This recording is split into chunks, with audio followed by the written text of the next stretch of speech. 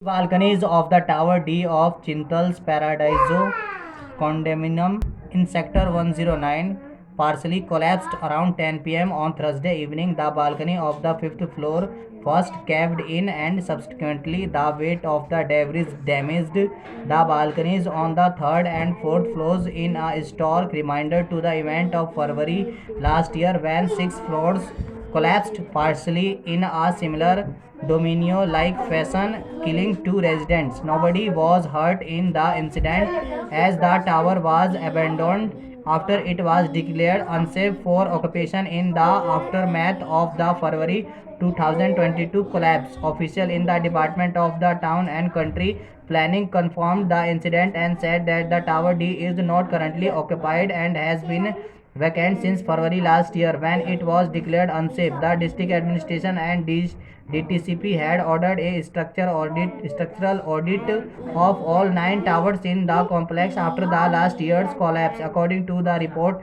submitted by the expert from IIT Delhi, 5 out of 9 towers were declared unsafe and will be demolished by the developer. Manish Yadav, District Town Planner Enforcement, on Friday said that a team from his department visited the site and are getting detailed information about the incident. This tower is already vacant as it has been declared unsafe. We have checked the area around the towers and directed the builders to ensure that it is probably barricaded. In case of any untoward incident, action will be taken against the developer, Yadav said, adding that all steps are being taken to ensure safety of the residents in the complex. The Residents Welfare Association, meanwhile, said that the balcony collapse caused some panic among the residents who were worried about the situation. Although this area is barricaded and closed for people, but the situation can turn dangerous if a large section of the building falls down. There are around 15 families still living in Tower G and H which have been declared unsafe. These